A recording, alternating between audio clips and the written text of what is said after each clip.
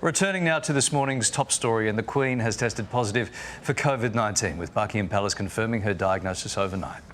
They've said she's experiencing mild cold-like symptoms but expects to continue light duties over the coming week. It sparked major health concerns from right around the world for the 95-year-old monarch. For more, we're joined live from London by royal editor for Britain's Daily Mirror, Russell Myers. Russell, sorry you had to witness that Larry not speaking moment. I feel embarrassed for you now.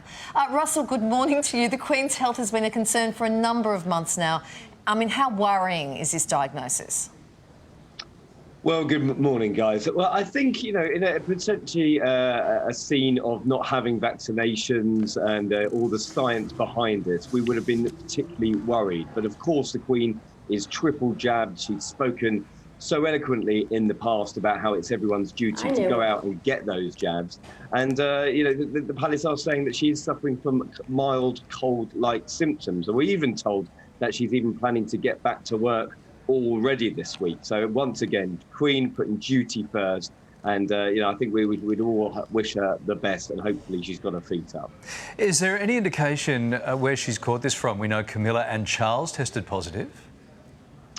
Well, it's an interesting one because, of course, there was fears last week when Prince Charles tested positive for COVID.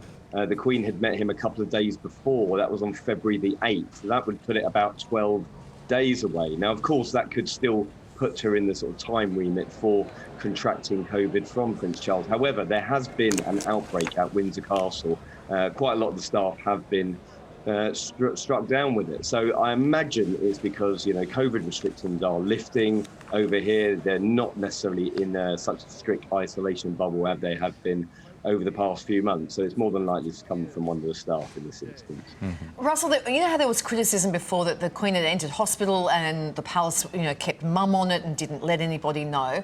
The indications now would be if it was worse than what they're saying, they would actually say something. Are we taking this at face value that in fact she is okay?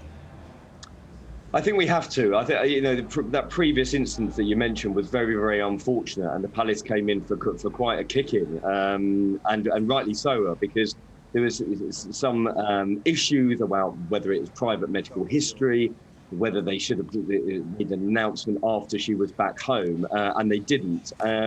Now they're saying that if there is something to be said, that they will say it, and that's why we've had an announcement today.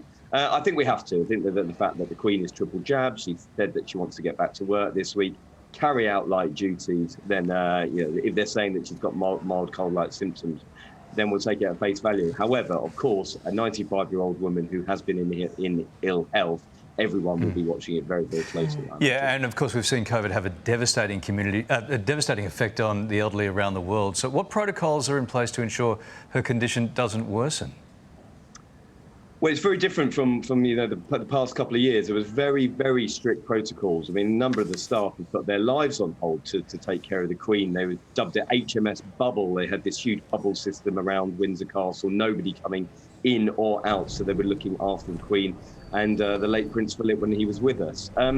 Things are very different now. However, with the restrictions lifting in the UK, I think we might see a bit of a rolling back on those restrictions around the Queen, because, of course, she's 95, she's been in ill health in recent months, so, we do need to take care of her, I think. Can we move on to Prince Harry? Word is he won't be coming back to the UK because he doesn't feel safe. What's the latest on all things Harry and Meghan, Russell? Well, huge headlines. I mean, it's very rare that they're out of the headlines across the world. And Harry and Meghan have had their very well publicised issues with the UK media.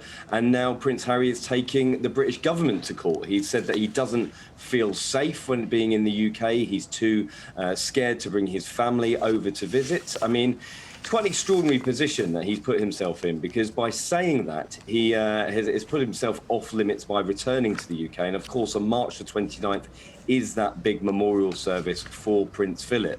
With those pictures of the Queen sitting on her own at Windsor Castle are so iconic and ingrained in the memory. But if Prince Harry doesn't get to come back, then who knows when he will be able to meet up with his friends and family once again. I think he's sort of dug a rather large hole for himself on this one. OK, Russell, thank you for bringing us up to speed on all things royal out of London. Appreciate your time this morning. Thank you, Mark. And next time you're on, Russell, I promise I'll read when it's my turn. We're so impressive when it's working out here, I've got to tell you. OK, thank you, mate.